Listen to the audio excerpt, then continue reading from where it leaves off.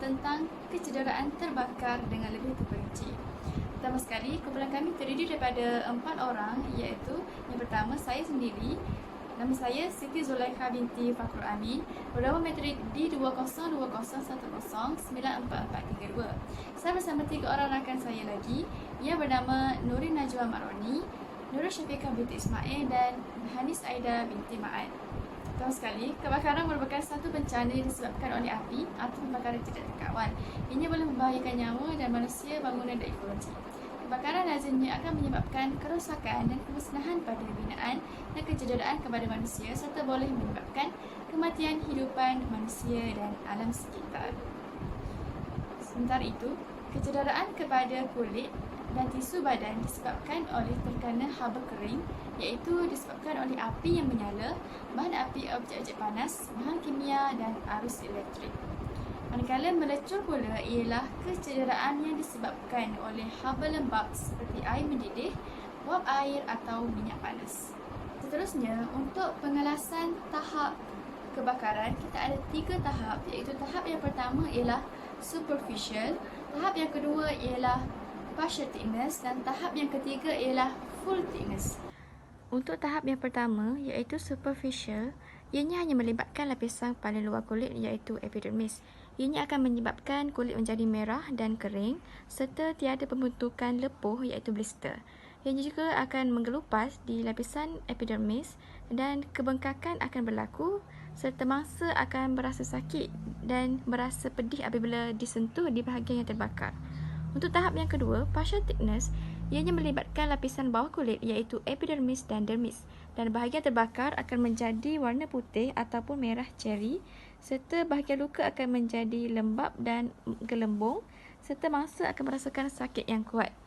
Manakala untuk tahap yang ketiga, full thickness, ianya melibatkan lapisan kulit sehingga ke derma dan lapisan lemak. Bahagian yang tercedera akan menjadi kering dan luka akan mengalami pendarahan serta akan bertukar warna menjadi kelabu ataupun hitam dan mangsa akan sakit atau tidak merasa sakit kerana kerosakan saraf yang berlaku. Untuk jenis-jenis kebakaran, api kebakaran diklasifikasikan kepada 5 bahagian, iaitu bahagian kelas A, kelas B, kelas C, kelas D dan kelas E. Untuk kelas yang pertama iaitu kelas A, api berpunca daripada bahan pepejal kecuali logam seperti kayu, kertas, kain dan lain-lain. Dan untuk kelas B, api berpunca dari bahan cecair yang mudah terbakar seperti minyak petrol, gas dapur, diesel, varnish dan lain-lain. Dan untuk kelas C, ianya berpunca daripada gas atau wap yang mudah terbakar seperti hidrogen, metan, propan, gas, LPG, dapur dan lain-lain. Manakala untuk kelas D, berpunca dari bahan logam seperti magnesium, aluminium, natrium dan lain-lain. Dan yang terakhir ialah kelas E, api berpunca dari bahan masakan seperti minyak masak atau lemak. Sebagai peringatan, pengelasan jenis api ini hanya sah di Malaysia kerana di setiap negara mempunyai pengelasan yang berbeza-beza. Assalamualaikum warahmatullahi wabarakatuh. Nama saya Hanis Aida binti Ma'ad, nombor matrik D2012091108. Saya akan menerangkan mengenai punca berlakunya kecederaan terbakar. Terdapat 4 punca berlakunya kejadian terbakar. Yang pertama sekali ialah haba kering. Haba kering ni haba kering yang macam mana? Haba kering ni haba yang datang daripada objek-objek yang panas. Contohnya kuali, periuk dan juga putung rokok pun salah satu haba kering. Bukan tu je. Haba kering ni juga datang dari bahan api yang menyala. Contoh dia macam lilin, dapur gas ataupun apa-apa bahan api yang sedang menyala lah, ataupun api masa bakar sampah dekat luar. Itu pun salah satu daripada haba kering. Yang kedua ialah bahan kimia. Bahan kimia contohnya bahan kimia perindustrian macam gas dan asap korosif. Contoh bahan kimia lain-lain ialah bahan kimia domestik. Contoh bahan kimia domestik ialah peluntur cat, racun rumput dan asid ataupun alkali. Punca yang ketiga ialah radiasi. Radiasi ni berlaku bila mana kita ni terdedah lama sangat dengan cahaya matahari. Cahaya matahari ada ultraviolet, jadi ianya bahaya untuk kulit kita dan akan menyebabkan berlakunya kecederaan terbakar. Selain daripada tu, kalau kita terdedah kepada punca-punca radioaktif juga akan menyebabkan radiasi dan akan berlaku kesan kepada kita. Punca yang keempat iaitu punca yang terakhir ialah elektrik. Ianya berpunca daripada arus elektrik yang rendah yang datang daripada perkakas-perkakas yang ada dekat dapur rumah kita. Jadi kena hati-hati. Dan yang terakhir sekali ialah petir dan juga kilat. Petir dan juga kilat juga ada mengandungi elektrik. Jadi sangat bahaya kalau dia terpanah dekat pokok ataupun apa-apa bahan yang mudah terbakar, dan kita kena jauhi tempat-tempat macam tu untuk mengelakkan kita daripada kena kecederaan terbakar. Sekian itu sahaja daripada saya. Terima kasih. Assalamualaikum warahmatullahi wabarakatuh. Nama saya Najwa binti Matroni, memegang kad matrik bernombor D202010932337.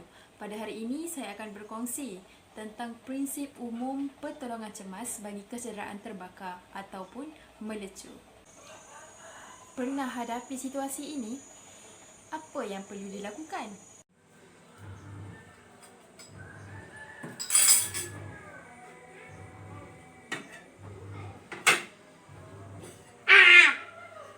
Jom kita lihat situasi merawat mangsa yang mengalami kecederaan melecur ataupun kesan luka terbakar. Langkah yang pertama, jauhkan mangsa daripada punca haba. Langkah kedua, tanggalkan jam tangan, barang kemas atau apa-apa pakaian yang menghalang kawasan yang tercedera.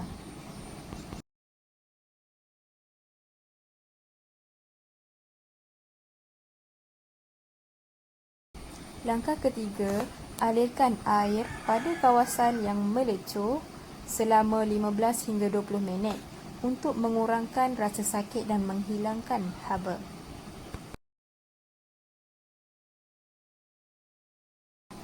Langkah keempat, balutkan kawasan yang tercedera menggunakan plastik wrapper. Hal ini akan memudahkan doktor untuk melihat tahap kecederaan yang dialami oleh mangsa.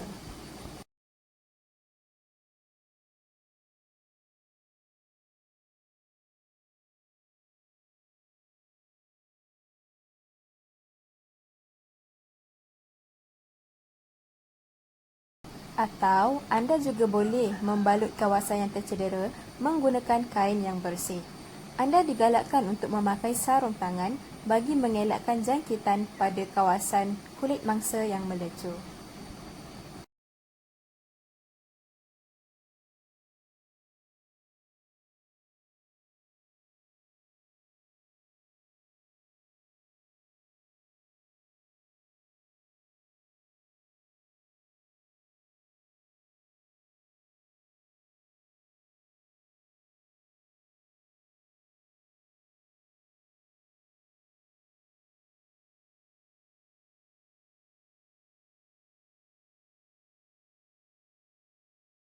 Setelah melakukan rawatan awal kepada mangsa, anda boleh membawa mangsa berjumpa dengan doktor sesegera yang mungkin untuk rawatan yang lanjut.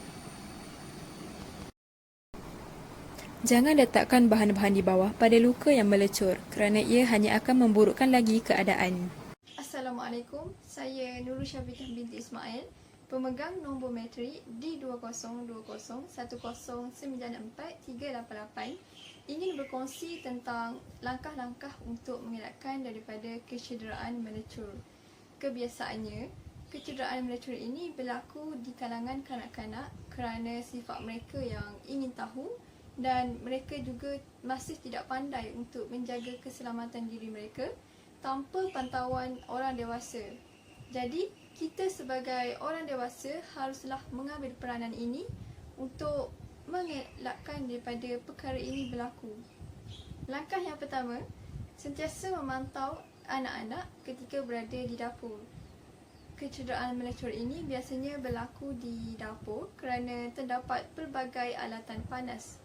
Langkah yang kedua, pastikan pemegang alatan dapur tidak menghala keluar sehingga dapat dicapai oleh kanak-kanak. Yang ketiga, sentiasa meletakkan mancis dan pemetik api di tempat yang selamat supaya tidak dapat dicapai oleh kanak-kanak. Yang keempat, pastikan alas meja tidak dapat dicapai oleh kanak-kanak kerana berkemungkinan di atas meja tersebut terdapat alatan dan makanan panas. Yang kelima, pastikan wayar elektrik juga tidak dapat dicapai oleh mereka. Yang keenam, pastikan peti pertolongan cemas sentiasa berada dalam keadaan lengkap. Periksa alatan seperti kain kasar, krim rawatan terbakar dan pembalut luka supaya sentiasa ada. Hal ini supaya kita dapat bersedia sekiranya berlaku perkara yang tidak diingini. Jadi, kita perlulah sentiasa peka terhadap keselamatan diri dan juga kanak-kanak supaya tidak berlaku sebarang kecederaan ataupun kemalangan, terutamanya ketika berada di dalam rumah. Sekian sahaja daripada kumpulan kami. Terima kasih.